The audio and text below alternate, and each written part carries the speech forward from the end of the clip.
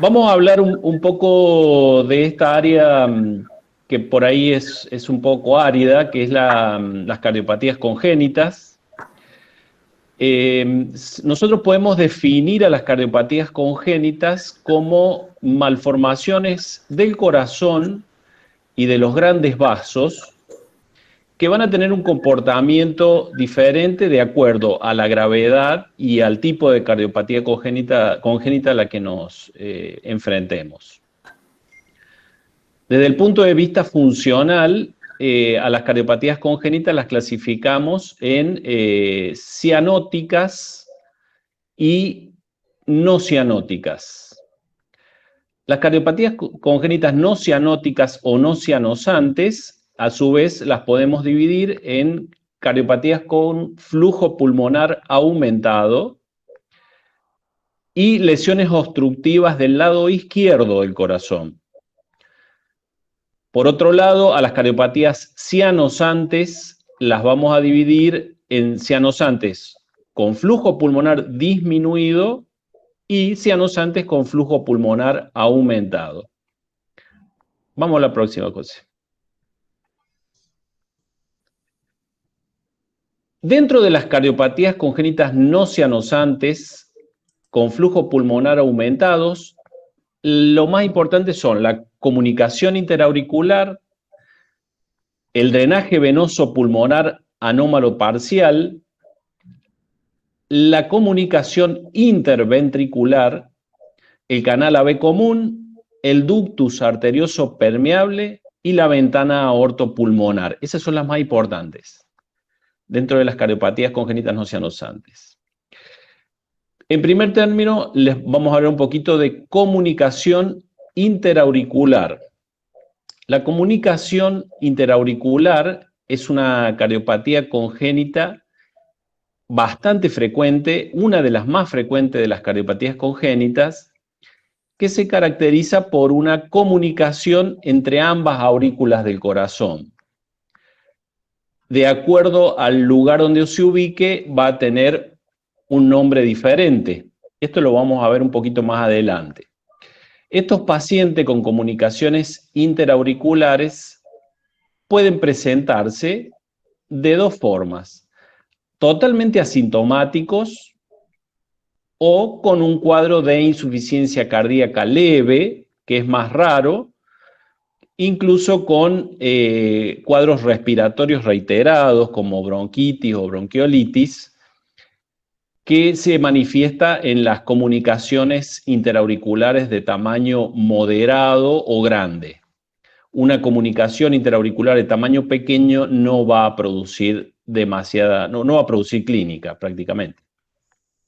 La comunicación interauricular se caracteriza porque aparece un soplo sistólico de baja intensidad, puede ser 2-3 sextos la intensidad, en foco pulmonar fundamentalmente y con un desdoblamiento fijo y permanente del segundo ruido. En algunos casos, como en el caso de la comunicación interauricular tipo ostium primum, que esa es uno de los tipos, afecta la válvula mitral y puede presentar un foco a nivel del foco mitral, un soplo a nivel del foco mitral, perdón. En la radiografía de tórax, en estas comunicaciones vamos a observar una cardiomegalia de grado leve a moderado, no hacen cardiomegalias importantes, salvo que sea una comunicación muy grande, a predominio de la aurícula derecha y un aumento del arco pulmonar.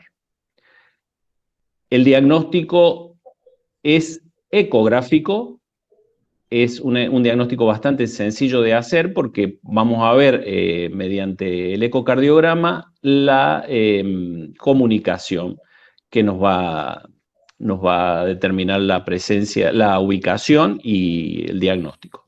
Vamos con lo siguiente, José.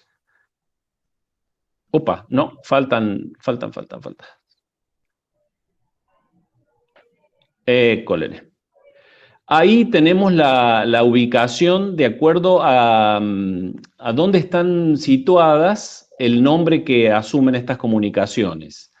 Las comunicaciones más comunes de todas son las comunicaciones interauriculares de tipo ostium secundum. Eso es pregunta de examen, chicos, para que lo tengan en cuenta.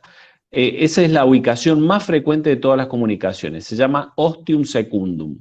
Y se llama así porque se ubica en la unión de la fusión del septum primum, que es el septum que nace desde la parte baja de las aurículas hasta arriba, y se fusiona con el septum secundum, que viene desde el techo de la aurícula, fusionándose, y muchas veces esa fusión es imperfecta y genera una comunicación en ese lugar. Después tenemos la comunicación de tipo ostium primum, que eso es más, está ubicado en la parte baja del septum interauricular y es más común de ver asociada con el canal AB de los pacientes con síndrome de Down. Esta comunicación es más rara, no es frecuente, al igual que la comunicación interauricular de tipo seno venoso, que también se denomina un drenaje venoso anómalo parcial. Se ubica en la parte alta de la aurícula, en el techo de la aurícula, donde una vena pulmonar, en vez de desembocar en la aurícula izquierda, desemboca en la aurícula derecha. Sigamos, José. Bueno, acá un poco lo que les decía recién, en cuanto a la clínica, la auscultación, perdón, se observa un soplo sistólico de baja intensidad, 2 o 3 sextos, seguido de un desdoblamiento permanente del segundo ruido. Este desdoblamiento permanente del segundo ruido se debe a que por el pasaje de sangre desde el lado izquierdo del corazón, desde la aurícula izquierda hacia la aurícula derecha, aumenta el flujo que va a ir desde al ventrículo derecho y de ahí a la arteria pulmonar. Eso lleva, ese aumento de flujo lleva a un retraso en el cierre de la válvula pulmonar y a un desdoblamiento permanente del segundo ruido. Siguiente, José. Ahí vemos la placa, característica de una comunicación interauricular. Es muy notorio el aumento del flujo pulmonar. Ustedes pueden ver la vascularización aumentada en la periferia. Un aumento leve del arco de la arteria pulmonar y una cardiomegalia leve a predominio de aurícula derecha. Siguiente. El electrocardiograma que se observa en las comunicaciones interauriculares básicamente es un electrocardiograma con sobrecarga de cavidades derechas. El electro aporta un poco, pero para el diagnóstico hay que sumar la auscultación, la placa y el electro, y ahí tenemos una sospecha importante que después lo vamos a confirmar con el ecocardiograma. Vamos con el otro. Ahí las imágenes ecocardiográficas, como para que ustedes tengan más o menos una idea. Esto no es fácil por ahí si uno no está acostumbrado, pero en la primera, en la tipo seno venoso, se ve el septum interauricular en la parte alta de la aurícula, como ahí está marcado el defecto. En la segunda, ustedes ven que está en el medio del tabique que divide ambas aurículas, aurícula derecha e izquierda. Y por último, la de ostium primum se observa en la parte baja de la aurícula, entre ambas aurículas. Listo, José, sigamos.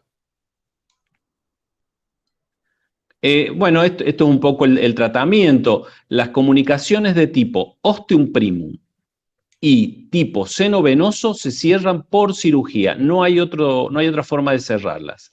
En cambio, las comunicaciones, los defectos interauriculares de tipo ostium secundum se cierran, si el tamaño es menor de 28 o 29 milímetros, se cierran por cateterismo, mediante un dispositivo que es similar a un paraguas de 2 discos, que se posiciona en el orificio, en la comunicación, y queda anclado ahí. Es una cirugía que la gente que está entrenada y con experiencia la hace rápido y sin mayores inconvenientes. No deja cicatriz quirúrgica. ¿Perdón? Disculpe, ¿puede repetir el tamaño? Menos de 28 milímetros, no sé si que es importante que ustedes lo sepan, pero básicamente ese es el tamaño que nosotros consideramos que para cerrarla por cateterismo. Pero recuerden, solamente las tipo ostium secundum se cierran por cateterismo, las demás no, las demás son quirúrgicas. Eso es importante. Sigamos, José. La segunda cardiopatía importante dentro de las cardiopatías congénitas con flujo pulmonar aumentado es la comunicación interventricular. Se dice que la comunicación interventricular es la cardiopatía más frecuente de todas. Después van a entender por qué les digo se dice cuando veamos la válvula aórtica bicúspide en obstructivas izquierda.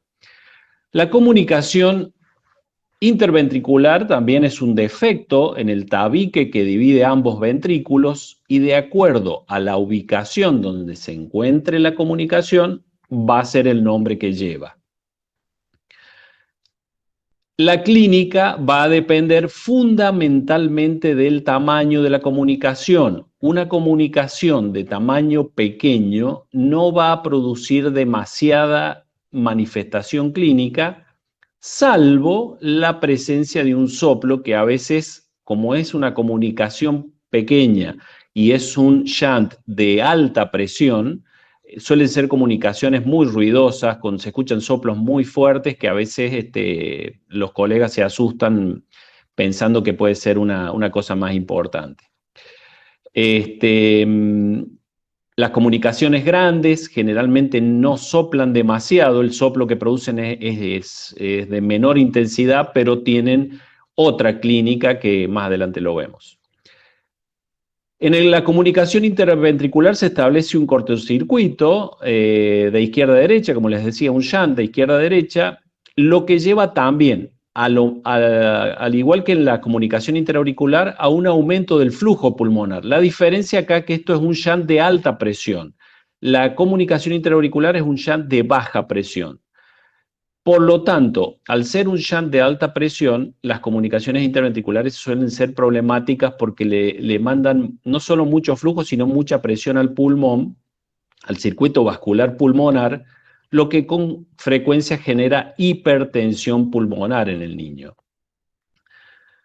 Se caracteriza por la aparición de un soplo sistólico que puede ser proto, meso o pansistólico, puede durar toda la sístole.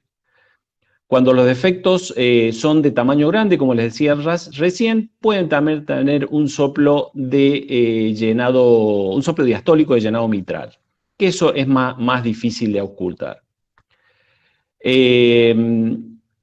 Estas comunicaciones, cuando tienen un tamaño considerable, ya sea de tamaño moderado o grande con hipertensión pulmonar, pueden generar un cuadro de insuficiencia cardíaca, que muchas veces puede ser un cuadro de insuficiencia cardíaca severa, lo cual nos puede llevar a un deterioro del niño, sobre todo en lo que es el crecimiento, porque se suelen comportar en los pequeños, en los recién nacidos, generalmente las comunicaciones interventriculares, aunque sean grandes, no suelen producir demasiada clínica.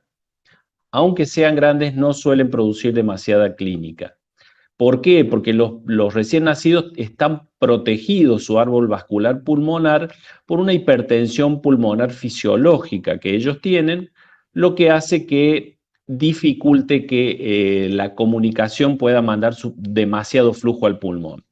Pero cuando las presiones pulmonares empiezan a caer alrededor del mes y medio, entre el mes y medio y los 3 meses de la vida, el niño empieza con clínica, que entre las manifestaciones clínicas de esta insuficiencia cardíaca de estos niños es la taquimnea, que puede ser una taquimnea superficial, la dificultad para alimentarse, sudoración profusa, sobre todo en la cabeza, falta de aumento de peso, y bueno, cuando están en insuficiencia cardíaca ya tienen taquimnea, hepatomegalia y mal estado general. Generalmente estas comunicaciones se operan, estas sí hay que operarlas a todas, alrededor a todas, a las grandes me refiero, ¿no? se operan alrededor de los 6 meses de la vida.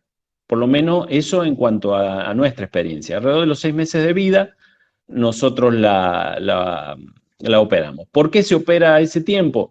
Porque si es una comunicación grande y tenemos a este paciente con presiones pulmonares aumentadas, corremos el riesgo de que si demoramos la cirugía después del año, de los 2 años, se pueda producir una hipertensión pulmonar irreversible porque ya quedan fijas las presiones pulmonares que después, aunque lo operemos, no pueden ser operados, no pueden revertir la hipertensión pulmonar, perdón, porque desarrollan lo que nosotros llamamos un síndrome de Eisenmenger.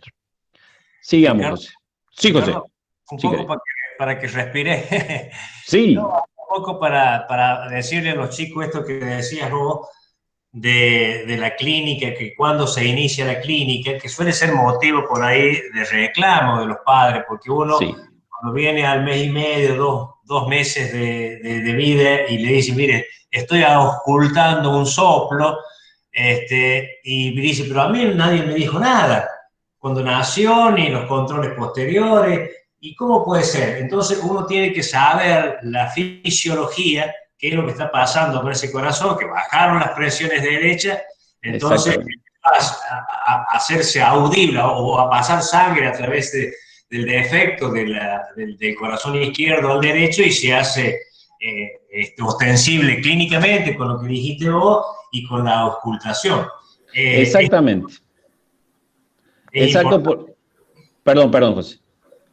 No, que es importante conocer la fisiología, digamos, qué es lo que está pasando para poder tranquilizar a los padres. Y otra cosa es que las cardiopatías en general, como decías vos, tienen su momento de tratamiento, porque pasado eso ya por ahí, como dijiste, se torna irreversible una hipertensión pulmonar y bueno, ya pasó el momento, digamos. Tal cual. Tal cual. Por eso también es bastante común que a lo mejor en el primer mes no se escuchen soplos, por esto mismo que vos decís, por la hipertensión pulmonar, no permite el pasaje de la sangre de izquierda a derecha de manera libre, entonces no se escuchan soplos. Y los padres a veces dicen, pero ¿cómo puede ser que no si nunca me dijeron que tenía un soplo? Pero bueno, tiene que ver con esto que vos decís, con la fisiología. Para aclararle una cosa a los chicos, en cuanto a las comunicaciones interauriculares que habíamos visto previamente, el tiempo quirúrgico es totalmente diferente a esto. Esto lo cerramos alrededor de los 6 meses de vida y a las comunicaciones interauriculares generalmente en el periodo preescolar, entre los 4 y los 5 años de vida, para que cuando el niño ingrese al colegio ya tenga el problema resuelto. Porque... Sí. ¿Existe la posibilidad de que se cierre solo alguno de estos defectos? Sí, generalmente las comunicaciones interauriculares pequeñas suelen ir al cierre solo. Y las comunicaciones interventriculares generalmente de acuerdo a la ubicación. Si son musculares y son de un tamaño chico, generalmente suelen zafar y cerrarse solas. Pero las perimembranosas difícilmente se cierre porque suelen desarrollar mecanismos de cierre, pero no siempre son eficaces. Incluso hay comunicaciones interventriculares muy pequeñas, que ahora vamos a ver enseguida, que tienen una ubicación que por ahí resulta peligrosa para las válvulas del corazón, sobre todo para la válvula aórtica, que aunque sean muy pequeñas se cierran igual. Sigamos. Bueno, ahí ustedes pueden ver las ubicaciones de los distintos tipos de comunicaciones interventriculares. Lo más frecuente son las comunicaciones de tipo muscular, que se ubican en el tabique muscular, que suelen ser únicas o múltiples. Es bastante frecuente que sean múltiples, que se llaman en queso Gruyère. La mayoría de las veces son pequeñas y tienden a ir al cierre espontáneo cuando el crecimiento del músculo en el tabique las tapa. Después tenemos las comunicaciones posteriores, que estas son grandes, y se observan generalmente en el canal AB, en los síndromes de Down. Esa es la comunicación clásica del chico con canal AB. Las perimembranosas también son frecuentes y de acuerdo al tamaño es la clínica que van a dar. Las que tienen tamaño moderado o grande van a dar mucha clínica. Las pequeñas generalmente solo un soplo, sin demasiadas manifestaciones clínicas. Y lo que les decía recién, hay una variedad que se llama supracristal, que es la que está ahí arriba. Esa, la supracristal o supracrestidia, están muy cerca de la válvula aórtica. Entonces, esas, por más que sean pequeñas, no por las manifestaciones clínicas que producen, sino por la ubicación, son quirúrgicas por el riesgo de que el shunt a través de la comunicación pueda dañar la válvula aórtica y causarle una insuficiencia aórtica, lo cual nosotros deberíamos evitar. Siguiente, José. Díganme cualquier duda que vayan preguntando los chicos, porque si no, viste, por ahí yo voy medio rápido y los mareo. Una pregunta. Sí. ¿Cuánto tiempo se lo espera al cierre espontáneo? No, sí, a ver, si la comunicación es pequeña, no causa clínica, no produce insuficiencia cardíaca, no produce hipertensión pulmonar, nosotros la esperamos. No hay problema, no hay tiempo. Incluso algunas quedan abiertas de por vida si son pequeñas. ¿Me explico? Salvo la que tiene esta ubicación, la supracristal. Esa no se puede esperar. Bien, gracias. ¿Sí? Y se operan, qué sé yo, a lo mejor no hace falta operarla a los 6 meses como una comunicación grande, sino alrededor del año y medio. Bueno, ahí está la fisiopatología. Arriba tienen una CIB pequeña, ven el pasaje, tiene un soplo protosistólico con un segundo ruido normal. Generalmente tienden a ir al cierre, no producen demasiado problema. Después tienen una comunicación de un tamaño más grande, pero con presiones pulmonares normales, con un soplo que es pansistólico muy audible, un segundo ruido normal. A esas comunicaciones no les prestamos demasiada atención, simplemente los controlamos, no nos preocupan demasiado. Y no siempre se operan.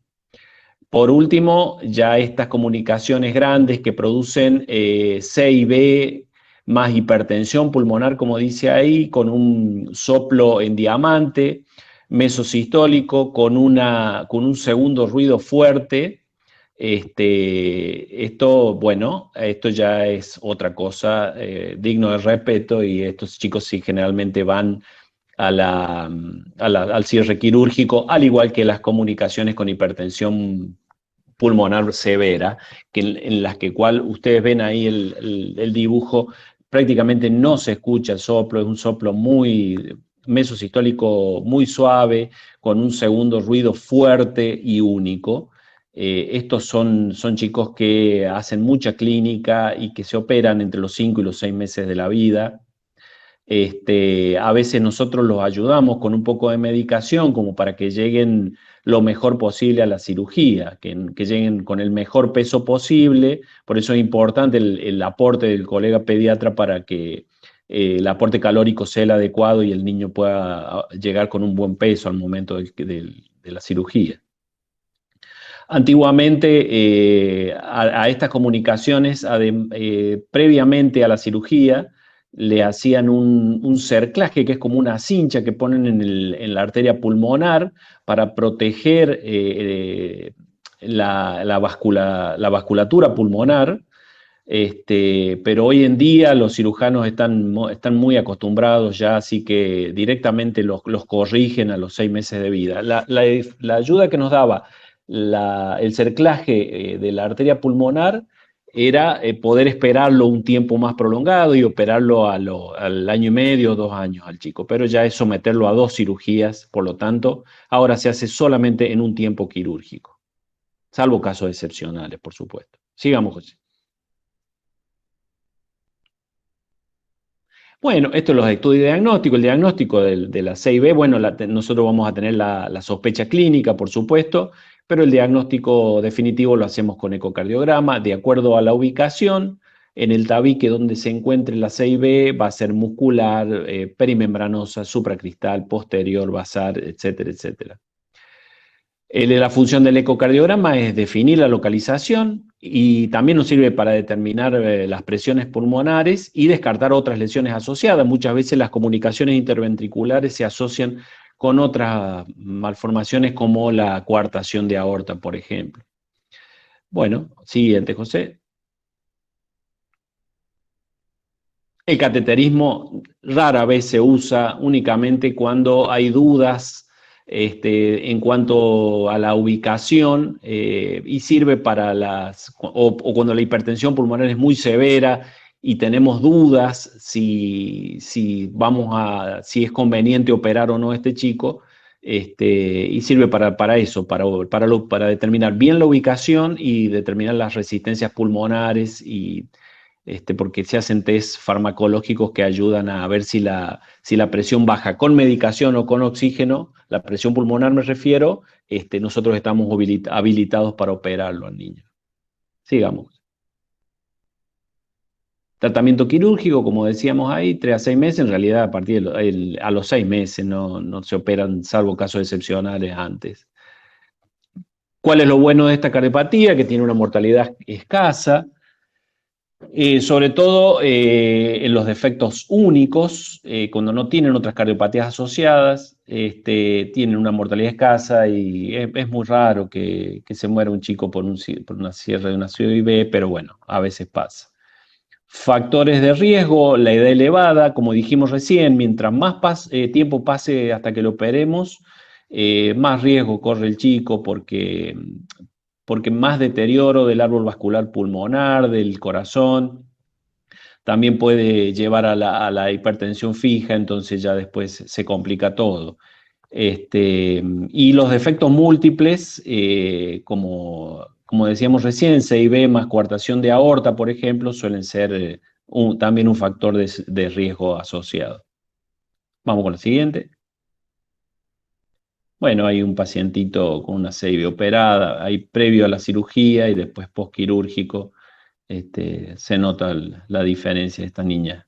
Está enojado también. Sí, ya está harta de nosotros.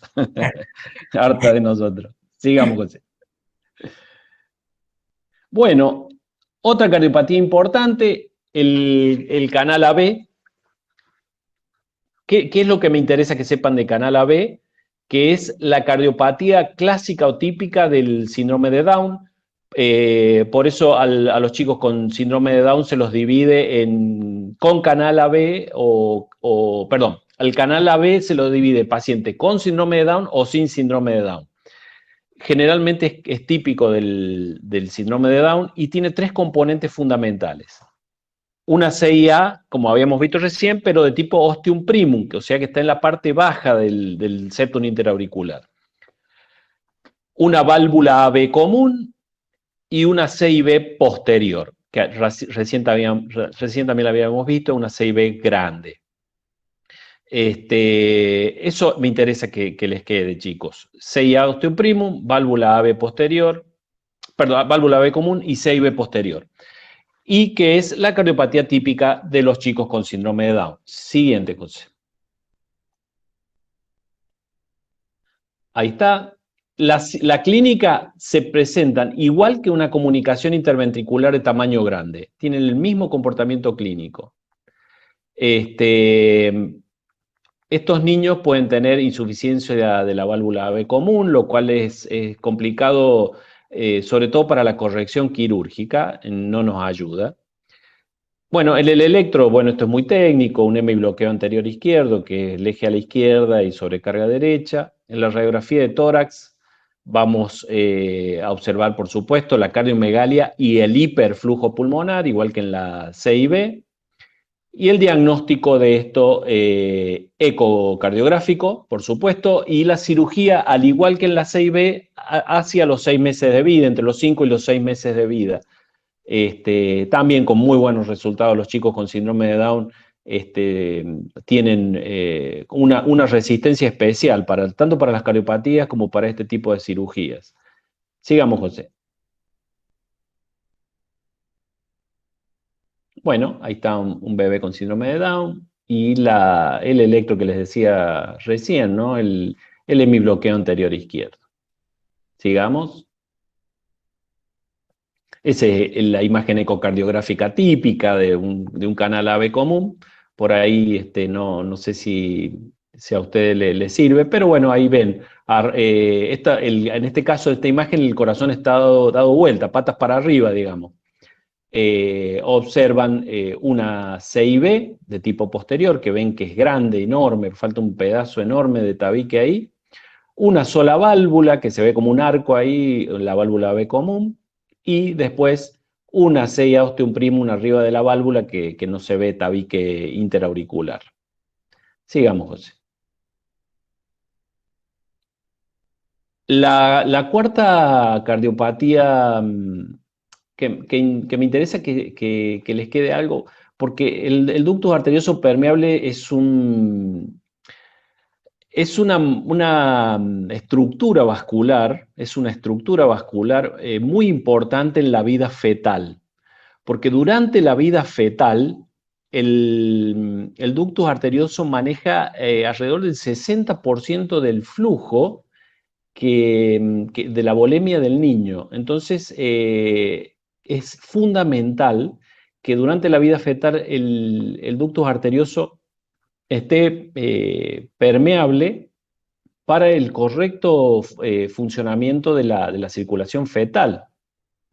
Esta estructura vascular comunica a la arteria pulmonar izquierda hacia la aorta, hacia el callado de la aorta. Muchas veces en el feto, este ductus arterioso por diversas situaciones se puede cerrar, lo cual puede generar un desastre, incluso hasta generar la muerte del feto intraútero. Como les decía, conecta la arteria pulmonar a la arteria aorta. En el caso del feto lleva sangre desde la arteria de derecha a izquierda, desde la pulmonar hacia la aorta. Y se cierra después del nacimiento entre las 48 y las 72 horas de vida fisiológicamente. Muchas veces este cierre no sucede y queda abierto. Y si es un ductus de tamaño grande, se comporta igual que los shunt de alta presión, como una CIB, por ejemplo. Cuando es un ductus de tamaño muy grande, mucho flujo al pulmón, porque en este caso, después del nacimiento, el flujo se invierte y va de izquierda a derecha, desde la aorta hacia la pulmonar. Con cuadros de insuficiencia cardíaca, lo cual puede ser un problema. Y a veces en los prematuros que están internados en neo, suele ser un problema la persistencia del ductus abierto, porque lleva mucha sangre al pulmón, la vasculatura pulmonar del prematuro por ahí no tiene la musculatura suficiente como para resistir tanto flujo de sangre. Entonces son estos niños, nosotros decimos que se le inunda el pulmón, entonces les complica mucho, les produce cuadros de insuficiencia respiratoria severa, que hay que ponerlos en respirador. Muchas veces no se le puede bajar las presiones al respirador, porque cuando uno baja las presiones del respirador empiezan también de nuevo a inundarse el pulmón. Y a veces lo podemos hacer el cierre durante los primeros días de la vida con medicación, cierre medicamentoso. Se utilizan los antiinflamatorios no esteroideos por su efecto prostaglandínicos, porque el ductus se mantiene abierto por el efecto de la prostaglandina. Y muchas veces con la medicación no se puede hacer el cierre en el recién nacido prematuro y hay que recurrir al cierre quirúrgico. Afortunadamente los cirujanos que tenemos tienen mucha experiencia y es una cirugía que la hacen con rapidez y sencilla para ellos. Sigamos, José. Inclusive algunos lo hacen ahí en neonatología. digamos. Claro, sí. Bueno, Felipe tiene mucha experiencia. Ellos, viste, Sí, manejan eso, pero de taquito lo manejan eso ellos. sí. Este, O lo cierran por vía, digamos, endovascular, claro. o hacen una cirugía a cielo abierto, bueno, con cierre. Sí, Y señor. otra cosa que seguramente vas a hablar más adelante, y quiero que Sí. los chicos lo recuerden al ductus, porque hay cardiopatías que el niño, Dependen. gracias al ductus. Sí, señor. La cardiopatía para que funcione depende de que el ductus esté abierto. Sí. ¿Ya? En ese caso se dice que el ductus es un amigo, no en este caso, claro. Sigamos, José. Bueno, el ductus arterioso en el chico más grande, no en el prematuro, en el recién nacido, va a producir un soplo continuo, se llama, porque aparece en sístole y en diástole. También algunos le llamaban soplo en maquinaria. Aparece en la zona del foco pulmonar, fundamentalmente. Vamos a tener un pulso Zeller o Saltón, un pulso de fácil palpación llama la atención, y en el chico más grande signos de insuficiencia cardíaca, los mismos que habíamos visto para la CIB, la taquipnea, la hepatomegalia, la sudoración, la dificultad para alimentarse, etc. No así en el neo. En el neo presenta, en el recién nacido, puede presentar un soplo sistólico en vez de continuo, eh, un precordio dinámico, que eso se detecta apoyando el pulpejo del pulgar en el apéndice sifoide del esternón, y uno nota el movimiento del corazón, muy, muy notable. Habíamos dicho los pulsos saltones y el soplo. Y eso nos sirve como sospecha diagnóstica, que después los confirmamos por ecografía. El cierre del ductus, como dijiste recién, José, se puede hacer por dispositivo endovascular o por cirugía cardíaca. Por cirugía ductal, porque esto no toca en el corazón, esto está fuera del corazón, perdón. Sigamos. Bueno, esto ya es muy técnico, esto es más que nada las imágenes. En ecografía, como se ve, no tiene mucho sentido informar de esto. Sigamos, José. Profe, Sí, una consulta. ¿Puede ser que se usen los AINES como la indometacina para cerrar el ductus o no? claro, por eso les decía recién, eso lo usamos en el recién nacido, alrededor, nosotros vemos que tenemos resultados hasta los 14, 15 días. Después de esa época, ya después no nos sirve demasiado el uso de los AINES. Usamos ibuprofeno y usamos indometacina, cualquiera de los dos. Por supuesto, como son pacientes generalmente de muy bajo peso y muy pequeños y que están en respirador, hay que tener cuidado sobre todo con la función renal y la función hepática para no producir un daño mayor. Pero sí, Bien, el comentario es atinado. gracias. Ahora, que me gustaría que fuéramos a las obstructivas izquierdas antes de ir a las cianosantes, José, ¿puede ser? Perdón. No hay problema. Vamos a las obstructivas izquierdas, así después nos metemos lleno en las cianosantes y ya terminamos. Porque no los quiero cansar a los chicos, porque este es un tema largo y medio árido.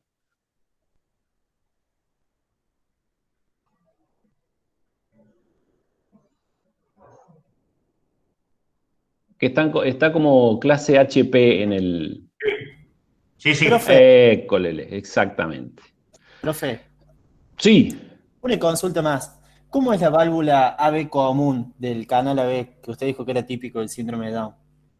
claro, en vez de tener dos válvulas como tienen normalmente cualquier persona, ellos tienen una sola válvula AB. ¿Me explico? Tienen una CIB posterior enorme y una sola válvula AB que comunica la aurícula con el ventrículo. Además, tienen una sella de tipo ostium primum arriba de la válvula AB. Sería muy bueno que algún día lo pudieras ver en imágenes, es más fácil de explicar, Claro, gracias. por favor.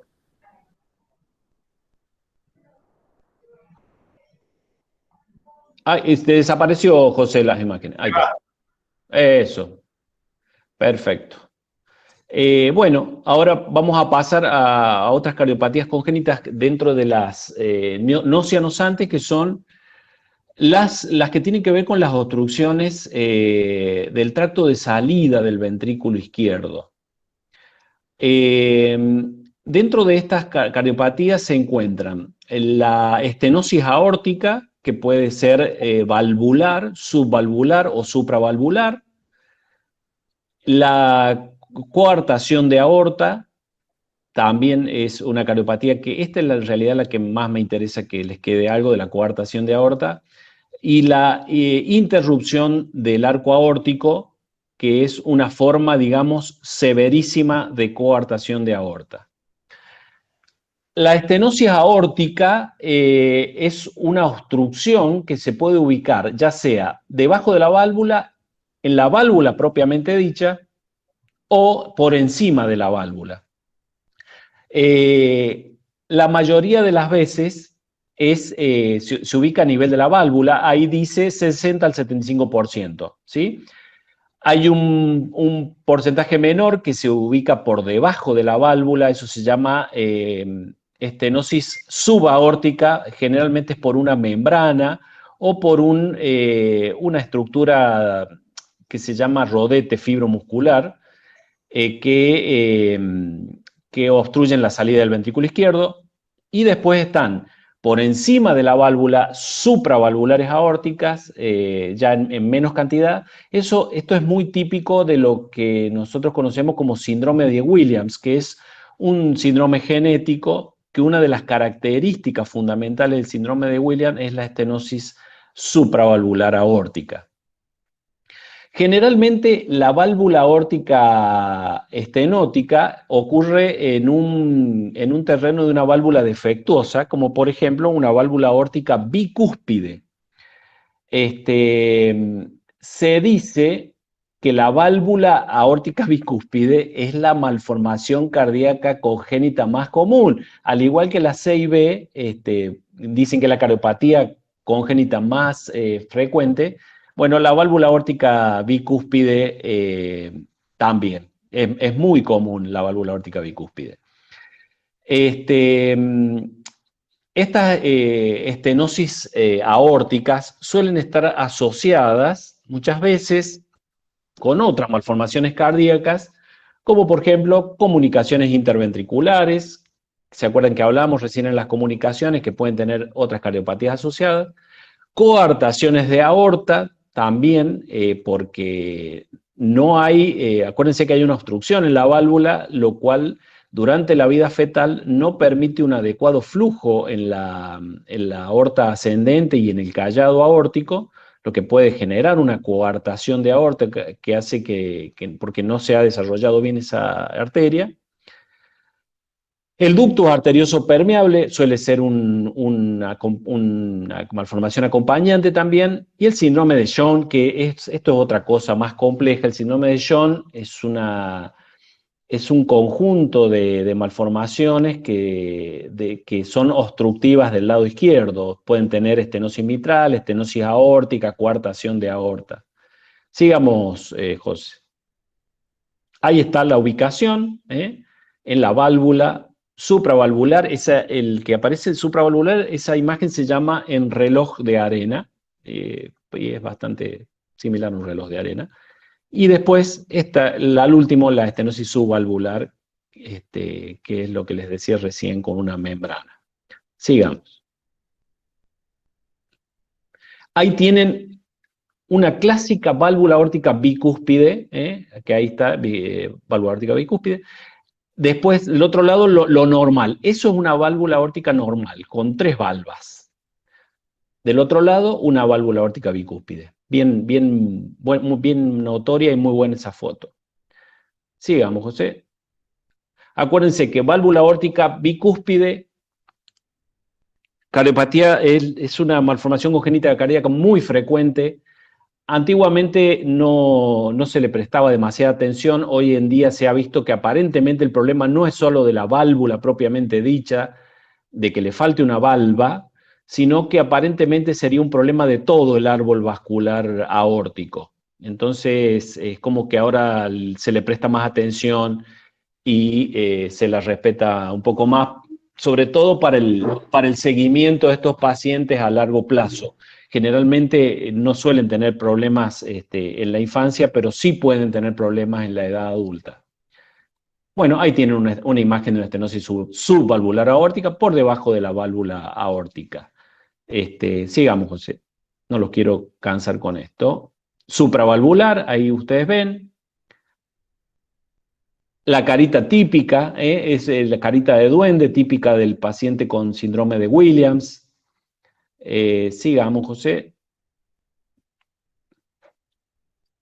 Clínicamente se puede presentar con un soplo sistólico a nivel del manubrio esternal, del borde esternal izquierdo, que se irradia al dorso, a la región interescapular. En el caso de que esta estenosis esté acompañada de una válvula aórtica bicúspide, vamos a escuchar un clic de apertura, que eso es típico de la válvula aórtica bicúspide. Estos niños, dependiendo del grado de estenosis, van a tener mayor o menor clínica, pero en una estenosis aórtica de grado moderado a severo pueden presentar fatiga, disnea al ejercicio, dolor precordial, síncope, y en casos extremos con obstrucciones muy severas pueden llevar a la muerte. En el caso de que haya una obstrucción severa, vamos a escuchar el frémito, que es la expresión orgánica, la expresión palpable de un soplo orgánico. Cuando el soplo supera la intensidad de los 4/6, aparece el frémito. Hay un caso de estenosis aórtica que es la estenosis aórtica severa del recién nacido.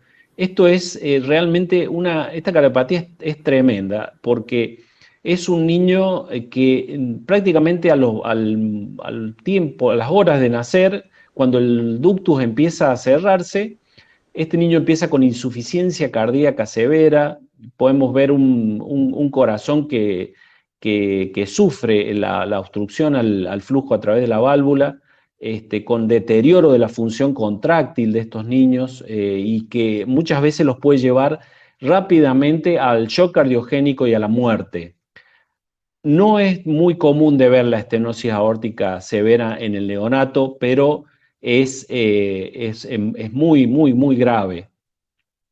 Es una cardiopatía totalmente ductal dependiente, como hablamos recién, José. En este caso, el ductus es lo que nos va a salvar, porque al no poder pasar sangre por la válvula aórtica, tiene que pasar por el ductus hacia la arteria, hacia la aorta descendente. Si no, no hay flujo y se muere inmediatamente el paciente. ¿Puedo agregar una cosita, Ricardo? Sí, adelante. Para que tengan en cuenta los chicos en el síndrome de Williams, sí, que sí o sí viene con esta cardiopatía. Sí. La asociación, como vos bien mostraste ahí, la carita de duende, son chicos hermosos, bonitos cuando son bebés.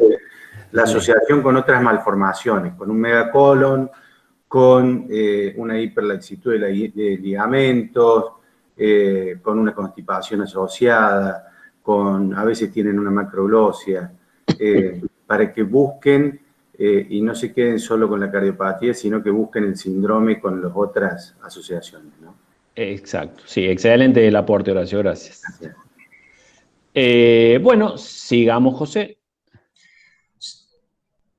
Bueno, acá el electrotípico con sobrecarga izquierda, un eje eléctrico a la izquierda y marcada sobrecarga izquierda en el caso de la estenosis aórtica, ¿no? Sigamos. La sobrecarga izquierda está determinada por R altas en B6 y ondas S profundas en B1, ¿no? Chicos, perdón, eso no se lo había aclarado. Bueno, esta es una imagen ecográfica de la válvula aórtica tricúspide a la izquierda, a mi izquierda. Ahí se llama el signo de la estrella de Mercedes-Benz invertido. Y del otro lado ustedes ven una válvula aórtica bicúspide, que esa imagen se llama el signo de apertura en boca de pescado. Más o menos para que ustedes se den cuenta cuando vean la imagen. Sigamos, José. Sigamos, eso no nos aporta demasiado. Conducta. Estenosis valvular aórtica. Bueno, primero tenemos que determinar la gravedad.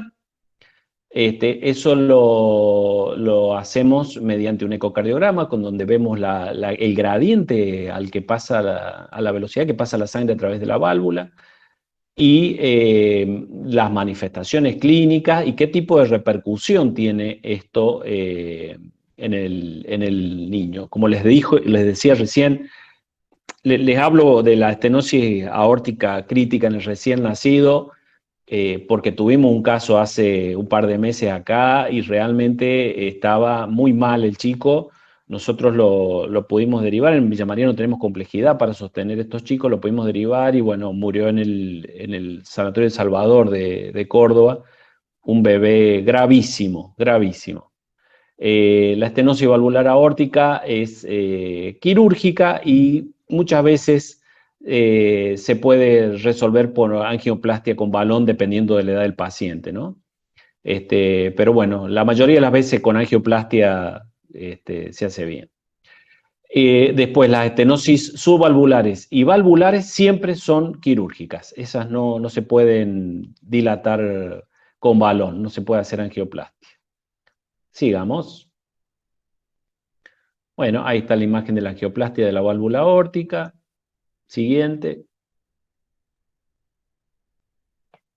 Esto es la cirugía de la subvalvular, que resecan la membrana que está debajo de la válvula. ¿Cuál es el problema con estas válvulas? Que suelen recidivar. En ocasiones suelen recidivar y aparecen, tienen que ser reintervenidos estos chicos. Sigamos. Ahí está la estenosis supravalvular aórtica, lo mismo, la técnica quirúrgica, no les sirve a los chicos. Sigamos. Bueno, esta es la cardiopatía que sí me interesa que les quede, chicos. La coartación de aorta. La coartación de aorta es una cardiopatía congénita bastante frecuente, representa alrededor del 6 al 8% de las cardiopatías congénitas. El 85% de las veces se asocia con válvula aórtica bicúspide, como habíamos visto recién. Y esta cardiopatía suele ser un problema realmente. Es una alteración o una obstrucción a nivel del callado de la aorta, generalmente en la región que nosotros llamamos ducta yuctal, que significa que está la región que está enfrente del ductus. Generalmente se puede asociar con otras cardiopatías, como por ejemplo las comunicaciones interventriculares. Incluso hay mecanismos de generación de las coartaciones de aorta que están relacionados con la presencia de una CIB de tipo perimembranoso que produce un robo del flujo de sangre que va a la aorta, y eso hace que al ir menos cantidad de flujo durante la vida fetal a esa región de la aorta termine hipodesarrollándose el arco aórtico y generando una coartación de aorta después del nacimiento. Se suelen asociar con ductus, con comunicaciones interauriculares, con estenosis mitral. También con el síndrome de corazón izquierdo hipoplásico, que es una cardiopatía gravísima, totalmente ductal dependiente, y con el complejo de Shaw. En el caso, así como el Williams se asocia con la estenosis supravalvular aórtica, el síndrome de Turner se asocia con la coartación de aorta con frecuencia. Sigamos, José. Clínicamente va a diferir marcadamente de acuerdo a si se presenta en la etapa neonatal o si se presenta en el niño y en el adolescente. En la etapa neonatal, esta coartación es una cardiopatía ductal dependiente, generalmente, y se presenta alrededor de los 10 y los 12 días de vida, entre los 8 y los 12 días de vida, con un cuadro de insuficiencia cardíaca aguda producido por el cierre del ductus.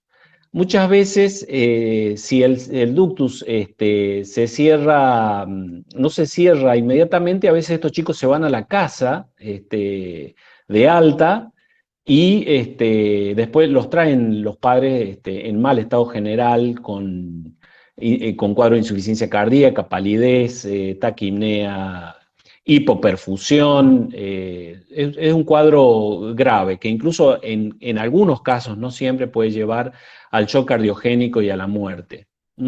Y se puede complicar con otras alteraciones como consecuencia de la hipoperfusión, como insuficiencia renal o enterocolitis necrotizante. Eso en cuanto a la etapa del neonatal, ¿no? Que tiene un comportamiento distinto. ¿Qué hacemos con este niño en el neonato que viene con una coartación de aorta y descompensado? Directamente proporcionamos prostaglandinas para tratar de abrir el ductus, y posteriormente este niño va a ir a cirugía. En el niño y el adolescente, que son aquellos niños que no tenían una coartación de aorta tan severa en la etapa neonatal y que se cerró el ductus, el pasaje de sangre siguió a través de la aorta en menor cantidad, pero lo suficiente como para permitirle crecer al niño. Y a veces estos niños llegan a la consulta porque los derivan por un soplo o porque los derivan por hipertensión arterial. Siempre que nosotros tenemos un chico o un adolescente con hipertensión arterial, desde el punto de vista cardiovascular, siempre lo primero que descartamos es la posibilidad de una coartación de aorta. En el niño y el adolescente se va a presentar con un soplo sistólico en borde esternal izquierdo y sobre todo en la región interescapular. Eso es bien marcado.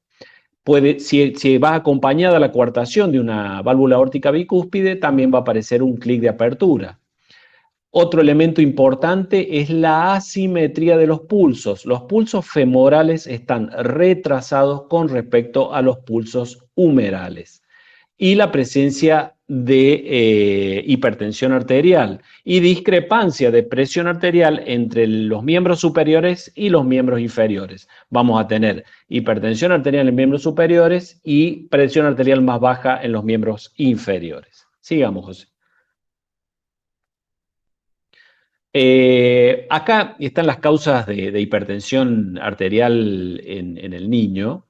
En el recién nacido, la más común de todas es la trombosis de la arteria renal. La coartación de aorta está en segundo lugar, y en tercer lugar la estenosis de la arteria renal. En el lactante, la primera causa de hipertensión arterial es la coartación de aorta. Después están las enfermedades renales.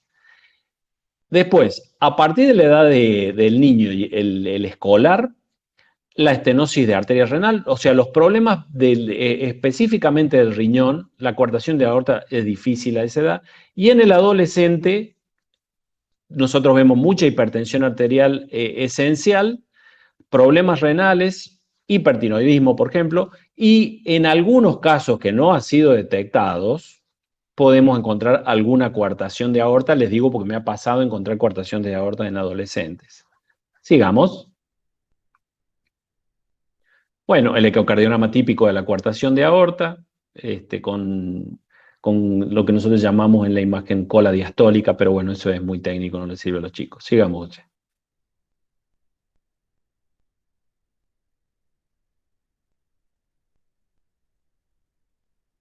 Bueno, esto es una imagen de una TAC.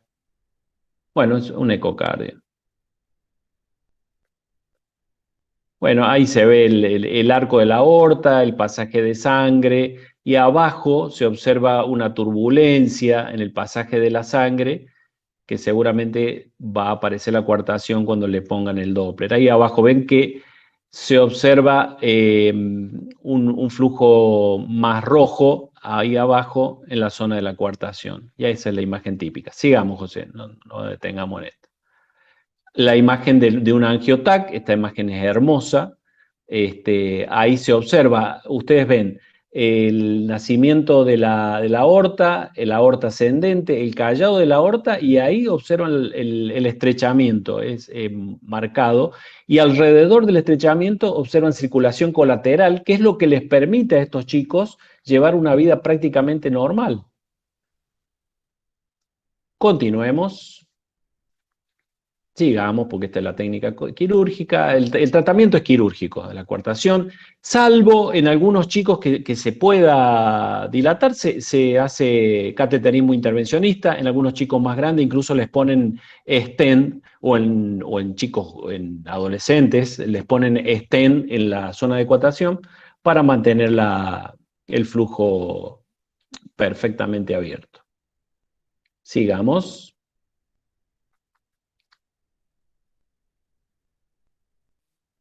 Bueno, esto simplemente se los voy a mencionar. La interrupción del arco aórtico es una forma extrema de coartación de aorta.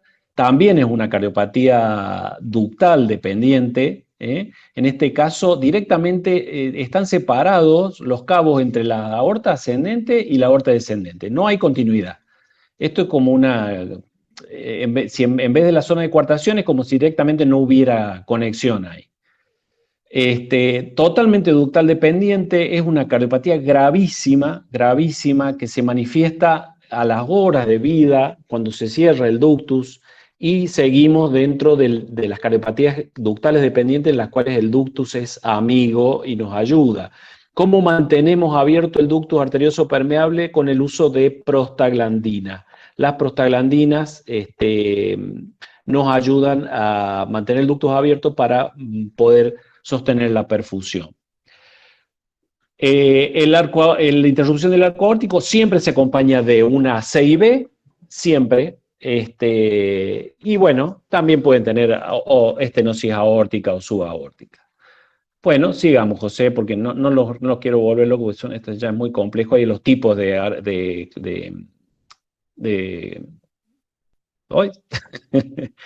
interrupción del arco aórtico, perdón, tipo A, B y C. El más frecuente de todo es el de tipo B. Sigamos. En una imagen ecográfica, sigamos. Conducta, como dijimos recién, mantener el ductus abierto con prostaglandina, corregir la acidosis, al igual que en la coartación de aorta. Estos niños hacen acidosis metabólica, el uso de inotrópicos y diuréticos, y programar cirugía, esto es quirúrgico, sí o sí, y en la mayor brevedad posible. Continuamos. Sí, continuamos, porque esto es Bueno, eso, salgamos ya, listo, porque esto es otra cosa. Eso en cuanto a patologías obstructivas. Lo que más me interesa de la patología obstructiva izquierda es lo que hablamos recién, de la estenosis supravalvular aórtica con síndrome de Williams, que el doctor Horacio Busaid aportó, y el tema de coartación de aorta. Ahora vamos a ir con las cardiopatías congénitas cianosantes. Ahí vamos. Sí. Recordar también Sí. que el oxígeno cierra el ducto, por lo tanto, cuando uno tiene la sospecha de que está ante una cardiopatía ductus dependiente, hay que disminuir o ser un poco cauto con el uso de oxígeno y colgar inmediatamente las prostaglandinas, ¿no es cierto? Amén de las otras medidas terapéuticas que se realizan en la unidad de cuidados intensivos neonatales, ¿no? Exactamente. Bueno, cardiopatías congénitas cianosantes. En este caso, vamos a ir primero por las que tienen el flujo pulmonar disminuido. Primero tenemos que determinar si existe cianosis, cómo se encuentra el flujo pulmonar, y a eso lo determinamos por medio de la radiografía de tórax. Continuamos, José. ¿Qué es la cianosis? Por definición, ustedes chicos ya lo saben, la cianosis es el tinte azulado de piel y mucosa, sobre todo visible en las zonas de circulación rápida como la mucosa y la lengua, por aumento de la hemoglobina reducida por encima de los 5 gramos por decilitro. ¿Cuáles son las causas más importantes de cianosis?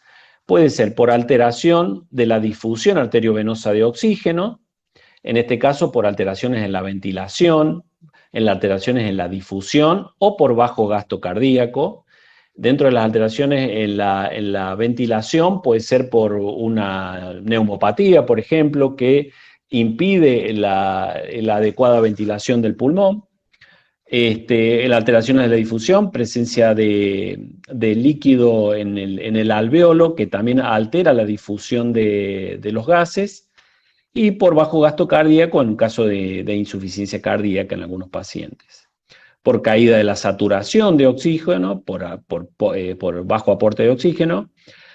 Alteraciones en la capacidad de transporte del mismo, es el caso de la metahemoglobinemia o de la policitemia. La metahemoglobinemia es una alteración que generalmente es de causa tóxica, por intoxicaciones, perdón, o incluso ya sea por alimentos o por medicaciones, que se caracteriza porque el hierro de la hemoglobina se presenta en su forma férrica, que tiene mayor apego al oxígeno, entonces no lo cede en la periferia, por lo tanto no puede hacer el intercambio con el dióxido de carbono, y esta metahemoglobinemia a veces puede producir un cuadro grave en algunos chicos. La policitemia, en este caso también hay una disminución de la cesión del oxígeno, pero por el enlentecimiento de la circulación, sobre todo en la periferia. Sigamos. La cianosis la podemos dividir en dos tipos, central o periférica. La cianosis periférica, tenemos que ver la perfusión y la tensión arterial. Acuérdense que la perfusión se mide o se visualiza en el lecho ungueal, y los valores normales es entre 2 y 3 segundos. Si la perfusión es normal, tenemos que ver la hemoglobina. Si la hemoglobina es normal, pensamos que este paciente está con una hipotermia. Si la hemoglobina está alta, pensamos que esta causa de cianosis periférica está producida por una policitemia. En el caso de que la tensión arterial esté baja, pensamos en dos cosas fundamentales. La fase descompensada del shock séptico, una sepsis, o por una enfermedad de músculo cardíaco, una miocardiopatía. En el caso de la cianosis central, que nos interesa mucho, determinamos si el paciente tiene dificultad respiratoria o no. Si el paciente no tiene dificultad respiratoria y está cianótico, pensamos que este paciente muy probablemente tenga una cardiopatía. Si el paciente presenta dificultad respiratoria, tenemos que evaluar cómo está la PCO2. Si la presión de dióxido de carbono está aumentada, bueno, asumimos que es una enfermedad pulmonar. En cambio, si la presión de dióxido de carbono es normal o está baja, podemos hacer un test que nos va a ayudar mucho, que se llama test de hiperoxia.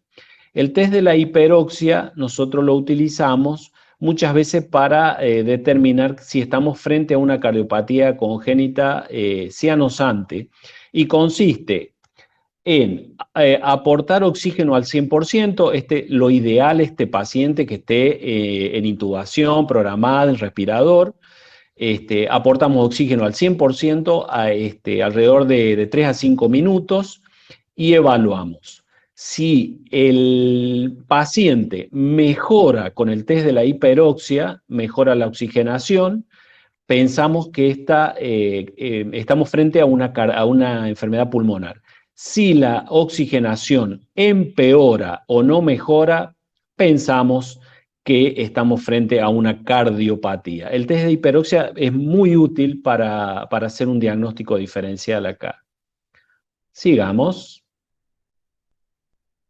Sigamos, José, no vamos a aburrir con la curva de disociación. Bueno, acá está la fisiopatogenia lo que hablábamos recién. El primero está lo normal, el intercambio de que llega a la sangre a la vasculatura pulmonar sin oxigenar, se oxigena en los alvéolos y sigue después hacia las cavidades izquierdas. Cuando tenemos hipoventilación alveolar, ahí vemos que hay una mala oxigenación.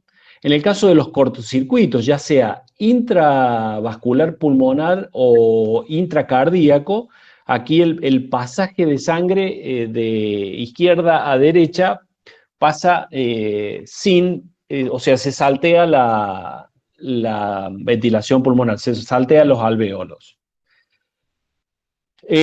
Otra causa, los desequilibrios en la ventilación por perfusión, cuando una parte del pulmón puede estar afectada por una neumonía lobar, por ejemplo. Después tenemos los deterioros en la difusión, como habíamos visto recién, presencia de, por ejemplo, líquido en el alvéolo que altera la posibilidad de difusión. Y si no, por último, la afinidad disminuida de la hemoglobina por el oxígeno, como en el caso de la metahemoglobinemia que habíamos visto hace rato. Continuamos.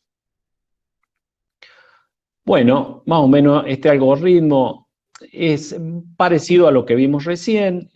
Hoy en día tenemos la suerte de tener diagnóstico prenatal, o sea que muchas veces los chicos con cardiopatía, no siempre, pero muchas veces ya nacen y se sabe que van a tener una cardiopatía cuando nacen, gracias a las ecocardiografías prenatales. Entonces el niño, si tiene una cardiopatía compleja, podemos hacerlo nacer en un centro de alta complejidad para poder proporcionarle lo que él necesite en ese momento y evitar hacer un traslado que comprometa al niño. Bueno, sigamos, José, porque básicamente la idea era lo del test de la hiperoxia. La radiografía de tórax también nos sirve, siempre nos sirve una radiografía de tórax para evaluar la posibilidad de una cardiopatía. Hay que ver la trama pulmonar, la trama vascular pulmonar, evaluar cardiomegalia, de acuerdo al componente que esté agrandado, ya sean los ventrículos, las aurículas, vamos a sospechar la posibilidad de una posible cardiopatía y qué tipo de cardiopatía. Por ejemplo, una enfermedad de Epstein, que ya la vamos a ver más adelante, una cardiopatía que se caracteriza por agrandamiento de las cavidades derechas, sobre todo en la aurícula derecha, presenta una radiografía típica que se llama imagen en muñeco de nieve, que no la presenta inmediatamente después de nacido, pero un par de semanas posteriores al nacimiento puede aparecer esa silueta característica. Después hay que ver la trama de acuerdo a la mezcla.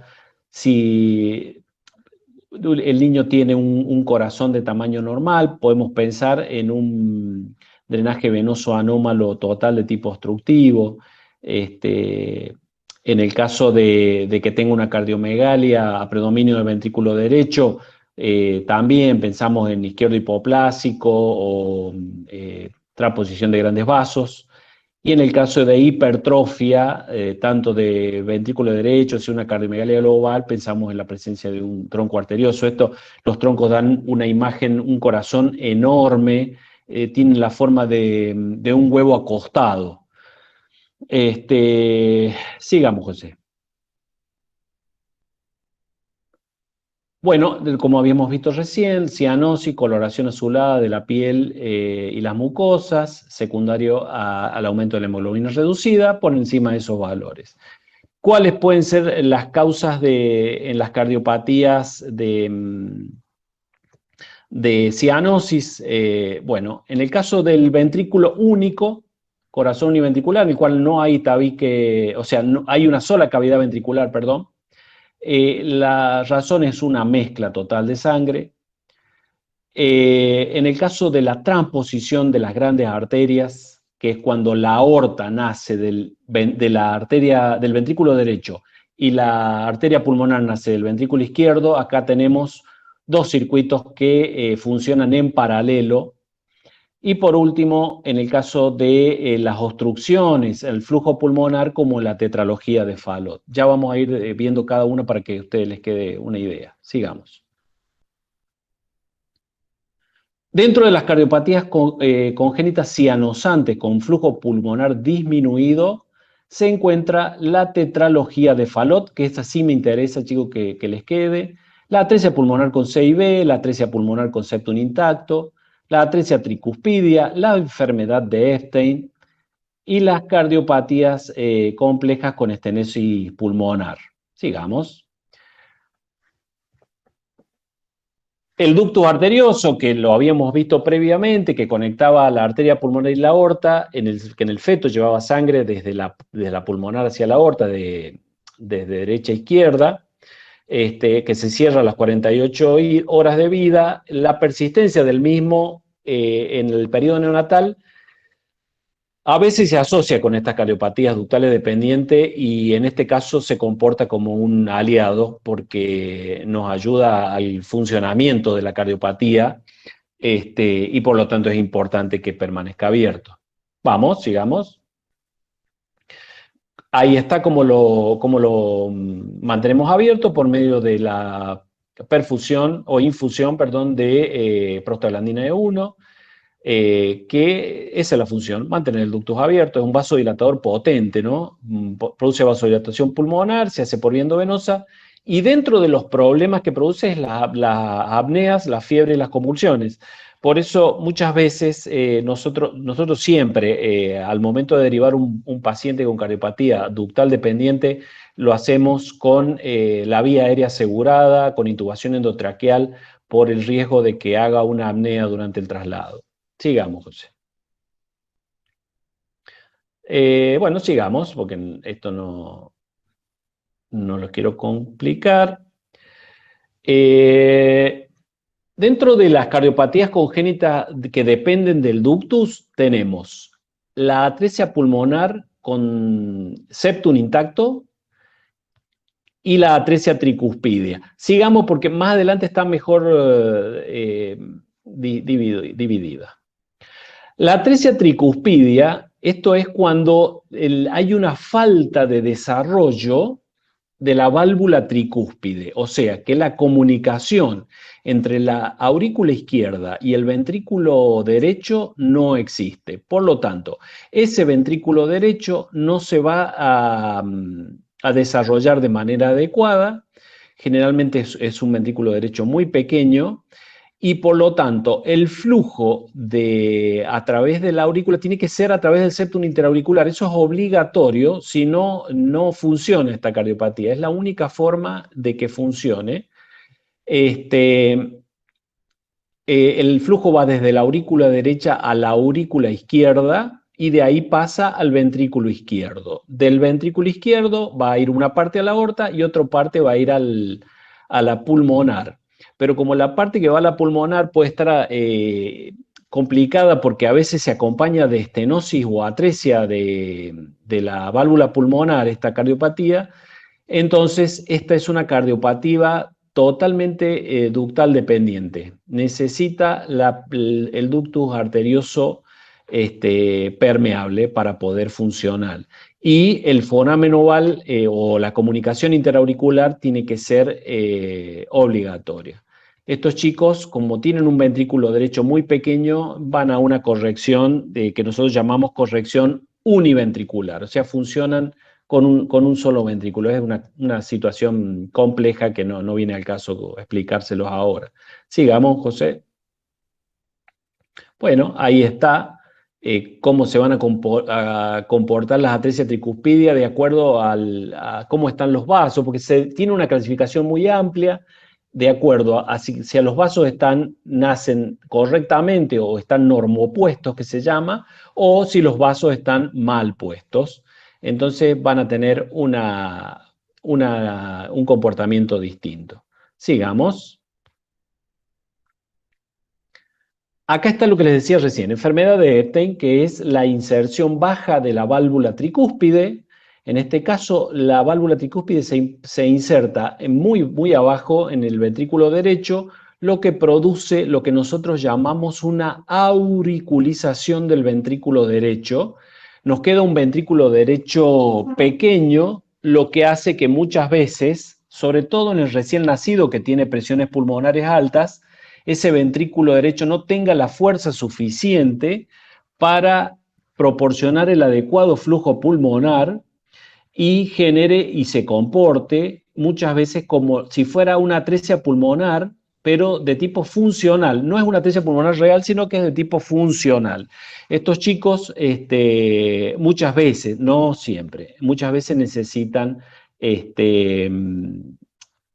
prostaglandinas también para mantener el ductus abierto, hasta que el ventrículo derecho puede suplirnos la circulación pulmonar. Depende del grado de auriculización, o sea, que tan baja esté inserta la válvula tricúspide, va a ser la clínica de estos pacientes. Sigamos. Entonces, acuérdense, Epstein, inserción baja de la válvula tricúspide. En el caso, esto sí me interesa mucho, chicos, que ustedes lo sepan, que es la tetralogía de Fallot, porque la tetralogía de Fallot es la cardiopatía congénita cianosante más frecuente y tiene 4 componentes, como su nombre lo dice, de los cuales son la estenosis pulmonar, que también nosotros lo llamamos obstrucción al tracto de salida del ventrículo derecho, porque la obstrucción puede ser por debajo de la válvula, puede ser en la válvula, puede ser después de la válvula. En realidad es una obstrucción al tracto de salida del ventrículo derecho, que ese es el componente más importante de todos. Pregunta de examen: ¿cuál es el componente más importante de la tetralogía de Fallot? La obstrucción al tracto de salida del ventrículo derecho o la estenosis pulmonar, también se acepta. Otro componente que tienen es la comunicación interventricular, que ustedes la pueden ver ahí entre el ventrículo derecho y el izquierdo. Tiene una comunicación tipo basal, amplia, una comunicación grande. El cabalgamiento aórtico, que quiere decir que la válvula aórtica es como si estuviera montada sobre el tabique interventricular, porque el tabique está un poco desviado hacia la izquierda. Entonces se observa como si la válvula aórtica cabalgara el septum interventricular. Y por último, la hipertrofia del ventrículo derecho producida por la obstrucción al tracto de salida del ventrículo derecho. Sigamos, José. Acuérdense de los 4 componentes del Fallot, chicos, y cuál es el más importante. Como dijimos, es la cardiopatía cianosante más frecuente, representa el 5% de todas las cardiopatías congénitas. Estos chicos se pueden presentar con cianosis leve o con episodios de crisis de cianosis sin signos de insuficiencia cardíaca. A veces pueden tener una cianosis más marcada, pero hay chicos que tienen lo que nosotros llamamos, que se comportan como si fueran Fallot rosados. Estos chicos saturan 90-93%, pero va a depender del grado de obstrucción a la salida del ventrículo derecho. Si tienen una obstrucción leve, estos chicos, la verdad que andan muy bien y no producen mayores problemas. ¿Cómo se presenta un Fallot? Con un soplo sistólico en el foco pulmonar. El recién nacido o el lactante se puede detectar, a veces se detecta en chicos más grandes, dependiendo del grado de cianosis. En el recién nacido se puede comportar, si tiene una obstrucción severa, como una cardiopatía ductal dependiente, como una cardiopatía congénita ductal dependiente, y a veces necesitamos infundirle prostaglandinas. Todo depende del grado de obstrucción que tenga el tracto de salida del ventrículo derecho. Bueno, esto después tiene que ver con el origen cromosómico, la delección del cromosoma 22q11 es una cosa que se asocia con múltiples de estas cardiopatías. Se caracteriza por presentar un soplo sistólico, eyectivo, rudo, en borde esternal izquierdo, con un segundo ruido fijo, no desdoblado, único, perdón, no desdoblado. Una característica que siempre se observa en los Fallot es el corazón en sueco por disminución de la pulmonar y por levantamiento de la punta del corazón por la hipertrofia del ventrículo derecho. El diagnóstico de la tetralogía de Fallot es clínico y con ecocardiograma. Sigamos, José. Por el ecocardiograma nosotros podemos ver los 4 componentes del Fallot. Esto es la postura típica del chico más grande con tetralogía de Fallot. Hoy en día es muy raro ver esto, chicos, porque generalmente los Fallot o se diagnostican prenatal o se diagnostican postnatal. Pero antiguamente pasaba que, no tan antiguamente, a mí me ha pasado que yo he detectado hace un par de años una nena de 12 años con una tetralogía de Fallot. ¿Qué hacen estos niños? Adoptan esta postura de en cuclillas cuando se sienten mal por una crisis de cianosis, precisamente para comprimir los vasos femorales y aumentar la resistencia y tratar de invertir el shunt. Ya vamos a explicar por qué, el shunt que se produce de derecha a izquierda en las crisis de Fallot. Sigamos, José. Radiografía típica del Fallot, ausencia del cono de la pulmonar, hipertrofia del ventrículo derecho, imagen de corazón en sueco. Eso es muy común de ver en la tetralogía de Fallot. Sigamos. Electro del Fallot. El eje a la derecha y predominio derecho. Sigamos. Sigamos, porque esto es el ecocardiograma, no les va a servir. La que sigue. Eso, acá. Esto en cuanto a las crisis de cianosis del Fallot. La crisis de cianosis de la tetralogía de Fallot es una presentación que puede ser grave, incluso puede llevar a la muerte en el niño. No se olviden que nosotros estamos con 4 componentes en el Fallot, de los cuales el más importante es la obstrucción al tracto de salida del ventrículo derecho. El infundíbulo de la pulmonar es un infundíbulo que nosotros llamamos irritable. Y ante distintas situaciones, como por ejemplo el llanto o el dolor, ese infundíbulo espasmódico o irritable, como se observa ahí abajo en el recuadrito, puede cerrarse e impedir el paso de sangre desde el ventrículo derecho hacia la arteria pulmonar. Eso hace que la sangre pase, en este caso, desde el ventrículo derecho a través de la comunicación interventricular hacia la válvula, hacia la arteria aorta. No se olviden que está pasando sangre desaturada, o sea, es sangre sin oxigenar. Por lo tanto, el paciente va a experimentar una cianosis intensa, va a empezar a hiperventilar para tratar de compensar la cianosis, y al examen físico van a notar que el soplo típico del Fallot, que es un soplo muy notorio, muy rudo, muy fuerte, desaparece porque no hay pasaje de sangre a través del tracto de salida del ventrículo derecho. En el chico más grande, eso que decíamos, se ponen en cuclillas. ¿Por qué? Al comprimir los vasos femorales aumenta la resistencia periférica, entonces transmite hacia atrás mayor presión, aumenta la resistencia en la aorta. La idea es que invierta el flujo desde la izquierda a la derecha. Díganme si lo entienden, porque por ahí, viste, no es tan... Yo porque estoy acostumbrado a decirlo, pero por ahí no es tan fácil de entender. Sí, ¿Qué hacemos con... ¿Qué hacemos con este niño supongamos, un lactante que venga con un Fallot, que es lo que nosotros más vemos, ¿no? Porque estos chicos se operan alrededor de los 6, 7 meses de la vida. Oxigenoterapia para mejorar la cianosis. Sedación, hay que relajarlo, generalmente se utiliza morfina. ¿Por qué? Porque necesitamos que ese infundíbulo espasmódico se relaje y se abra para que permita el paso de sangre.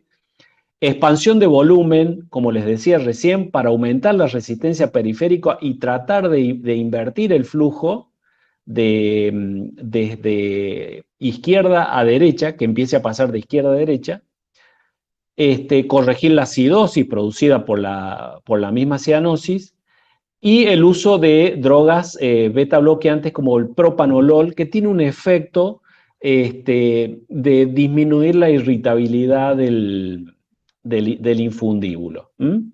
Y en algunos casos graves, utilización de fenilefrina endovenosa para tratar de aumentar la resistencia periférica. Como les decía recién, ahí al último dice, recién nacido, perfusión de prostaglandina en los niños que tienen un falot con mucha obstrucción al tracto de salida del ventrículo derecho.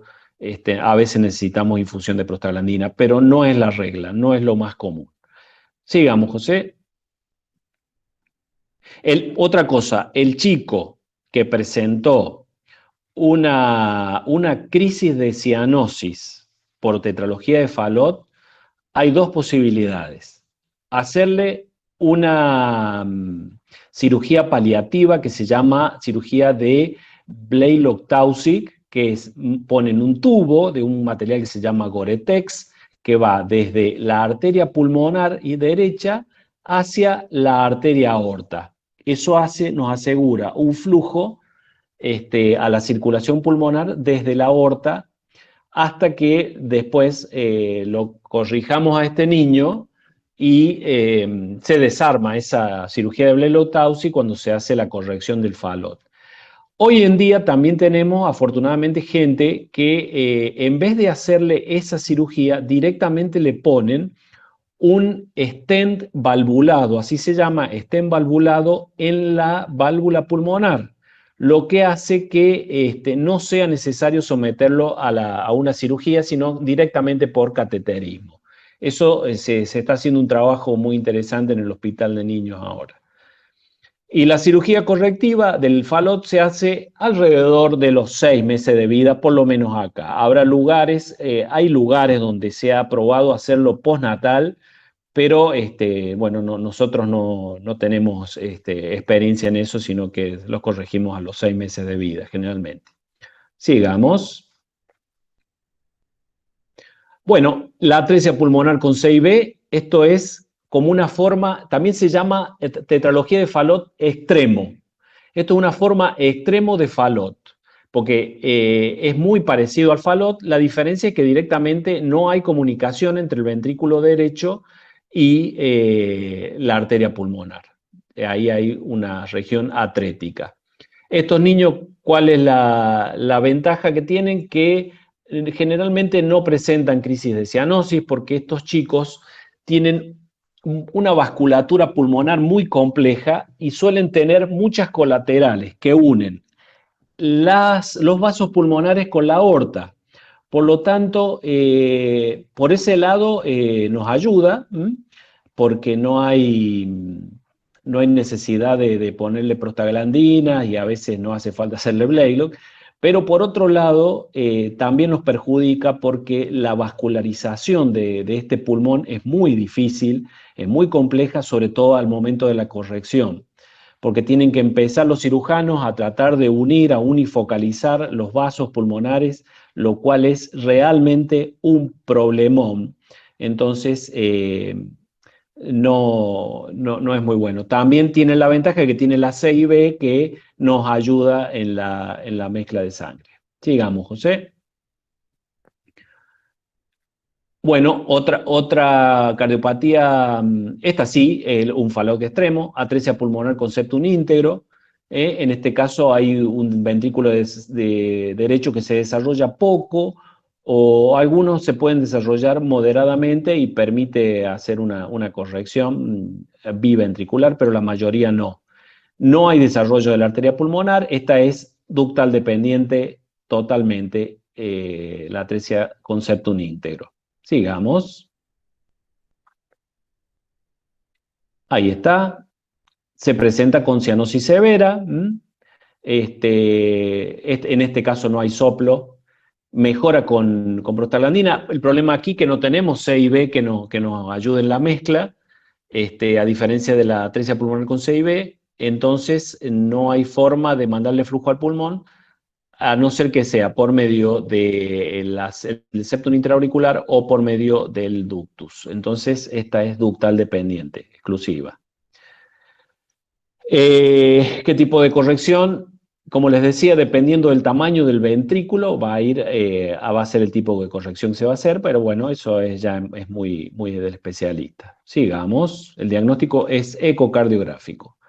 Bueno, vamos con las que siguen, chicos, ya falta poco, yo sé que esto no es fácil, es bastante hartante el tema, pero bueno, ya nos queda poquito.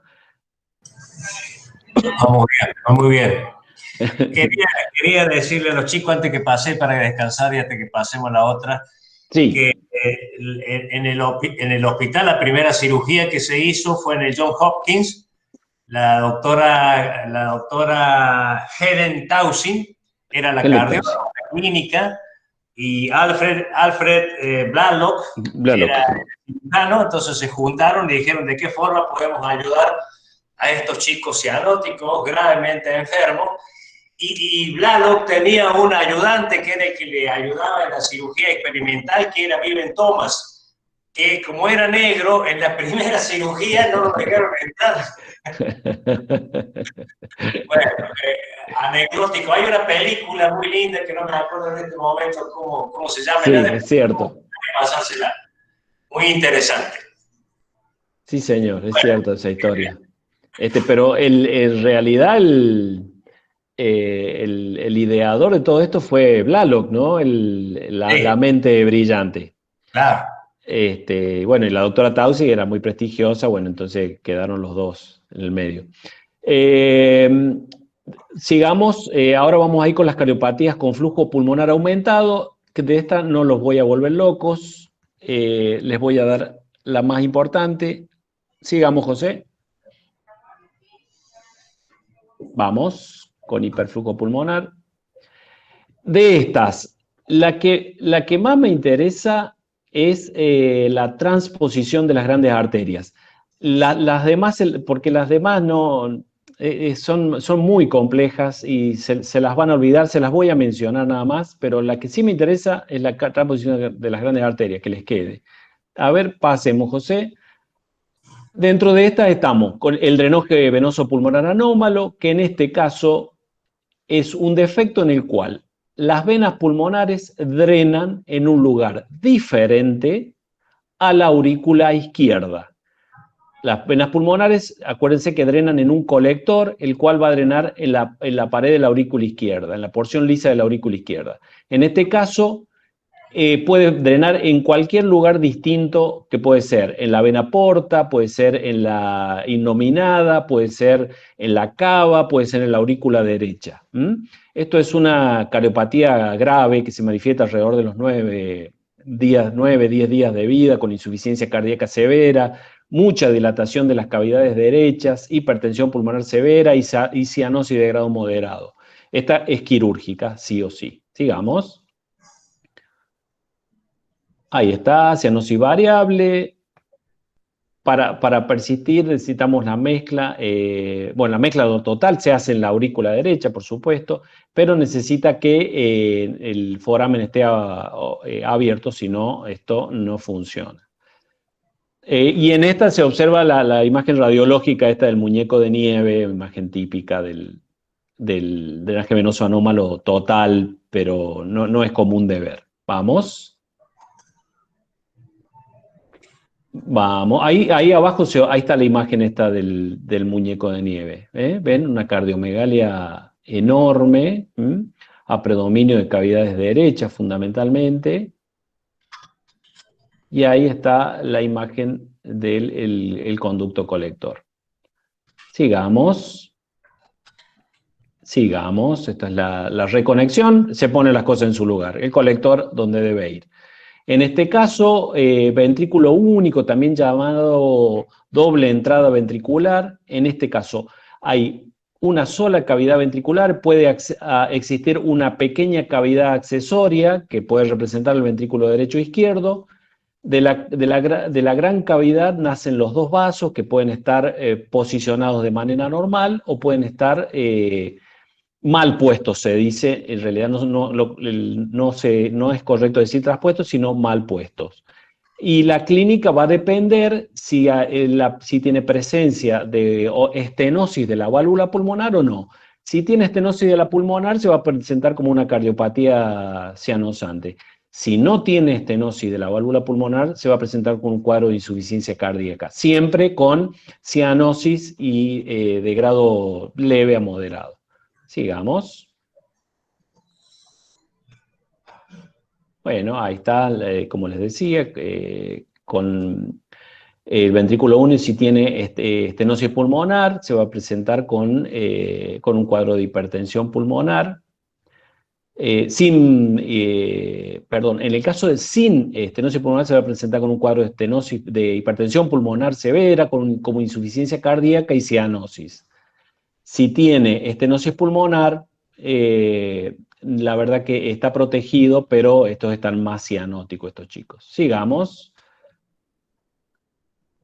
Es poco frecuente, como dice ahí, suele tener insuficiencia cardíaca o cianosis, dependiendo, como decíamos recién, si tiene o no tiene estenosis pulmonar. Pero no los quiero marear con esto. El diagnóstico por ecografía, sigamos.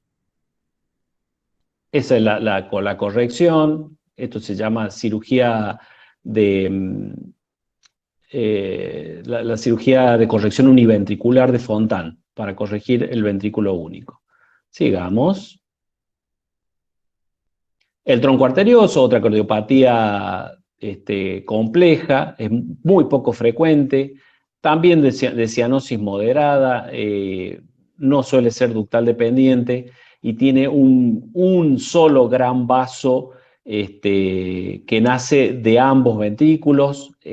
A su vez, de ese solo gran vaso pueden nacer la aorta o la pulmonar, o a veces ese gran vaso es solo la aorta y que nacen ramas pulmonares. Es una cardiopatía complejísima, grave, y que, bueno, va a necesitar cirugía cardíaca neonatal. Sí. Sigamos. Esta es la que me interesa que a ustedes les quede, la transposición de las grandes arterias. La transposición de las grandes arterias es una cardiopatía congénita cianosante por excelencia, en el cual la aorta va a nacer del ventrículo derecho y la arteria pulmonar va a nacer del ventrículo izquierdo. O sea, que en vez de tener circulación en serie, como tenemos habitualmente, con la aorta naciendo del ventrículo izquierdo y la pulmonar del derecho, vamos a tener una circulación que se llama en paralelo. No va a haber conexión entre el lado derecho y el lado izquierdo. Por lo tanto, necesitamos, en este caso, la presencia de una comunicación interauricular o de un ductus arterioso permeable. Esta cardiopatía suele, como son ductales dependientes, estos chicos suelen irse a la casa sin ningún problema, pero a las 48, 72 horas posteriores al alta pueden llegar nuevamente al hospital con un cuadro de cianosis severa, con acidosis, en mal estado general. Bueno, y ahí podemos determinar el diagnóstico. Empezar la perfusión de prostaglandinas y lo que sí o sí siempre se hace es la apertura del septum interauricular con un balón de Rashkin para mejorar la mezcla de sangre a nivel auricular y permitir que el niño pueda tener una mezcla adecuada. Siempre va a estar cianótico, pero por lo menos vamos a tener una mezcla adecuada que le permita sobrevivir. Muchas veces se suelen acompañar de CIB estos traspuestos, los cuales puede ayudar a la mezcla cardíaca, estos son menos cianóticos. Sigamos. Bueno, ahí está, como decíamos recién, ¿no? El ductus arterioso. Bueno, ahí está explicado el del otro lado, del lado izquierdo mío de la pantalla, los circuitos en paralelo. Fíjense que si no tenemos o comunicación intraauricular o no tenemos ductus, no hay forma de que se comuniquen los circuitos, este chico se muere, no hay vuelta. Y ahí del otro lado está explicado el ductus arterioso y el foramen oval. Fundamental para que esto funcione. Sigamos. Ahí está, representa del 3 al 5% de las cardiopatías congénitas. No es tan frecuente, pero bueno, acuérdense que el falo representaba el 6% de las cardiopatías congénitas cianosantes, ¿no? Es muy importante tener en cuenta las lesiones asociadas, como el caso de la CIB, porque eso nos ayuda, o la CIA, si tuviera una CIA, nos ayuda en la mezcla de sangre. Se presenta con un cuadro de cianosis severa en el recién nacido. Como les decía, muchas veces estos chicos se van a la casa y después caen nuevamente. Hoy en día, nosotros en el hospital estamos haciendo lo que se llama saturación pre- y postductal previo al alta en los pacientes que se van a ir posteriores al nacimiento a la casa para detección de cardiopatías congénitas cianosantes. Precisamente para evitar este problema. Estos pacientes pueden tener soplo o no, a veces no se escucha un soplo, el segundo ruido puede ser único y en algunos casos puede presentarse con un poco de clínica de insuficiencia cardíaca, otras veces no. En el electrocardiograma, sobrecarga derecha, y en la radiografía de tórax se presenta un corazón de forma ovoidea, sin cardiomegalia importante. El diagnóstico se hace por ecografía, ecocardiograma, porque ¿qué vamos a ver? Que el ventrículo derecho, en vez de conectarse con la pulmonar, se conecta con la aorta, y que el ventrículo izquierdo, en vez de comunicarse con la aorta, se comunica con la arteria pulmonar. El tratamiento consiste en el cateterismo para abrir el septum intraauricular y favorecer la mezcla hasta que podamos hacer la cirugía correctiva que se realiza dentro del primer mes de la vida en estos niños, lo antes que se pueda. La cirugía se llama de switch arterial, que consiste en un intercambio de la posición de los vasos. Se coloca la arteria pulmonar en su lugar y la aorta en el suyo. La verdad, con buenos resultados. Existen una serie de maniobras para el movimiento de la arteria pulmonar que, bueno, no viene al caso. Sigamos. Bueno, cardiopatías congénitas, las prevalencias ahí, ahí ven. En primer lugar, la CIB. Segundo, la estenosis pulmonar. El defecto en los cojinetes endocárdicos es el canal AB que habíamos hablado. Después la CIA, el falot, la estenosis aórtica. Y después viene recién la transposición de las grandes arterias y la coartación de aorta. Bueno, sigamos. En cuanto a las lesiones asociadas, la TGB con CIB, la mayoría de las veces, con frecuencia se representan con CIB pequeñas, entonces no nos aportan demasiada ayuda, pero en un 30% se puede presentar con CIB grandes, y en algunos casos el 10% CIB más estenosis pulmonar. Eso es lo que llamamos transposiciones complejas. Sigamos.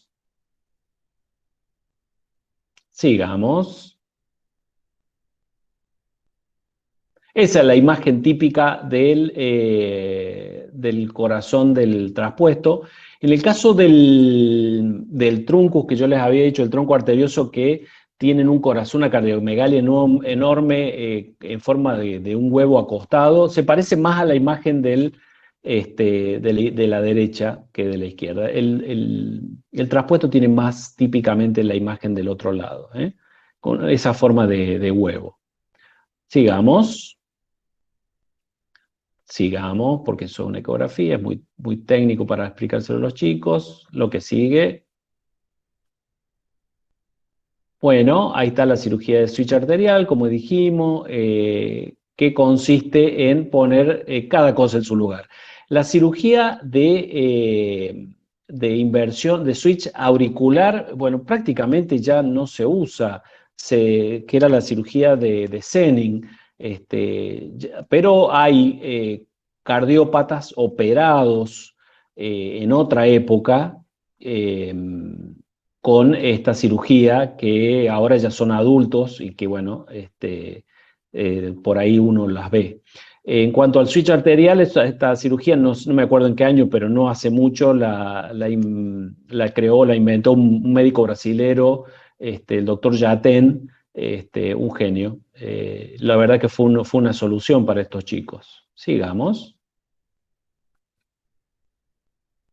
Ahí está, ¿ven? Es la maniobra que se hace para la corrección quirúrgica, maniobra de Loconte, de la Comte.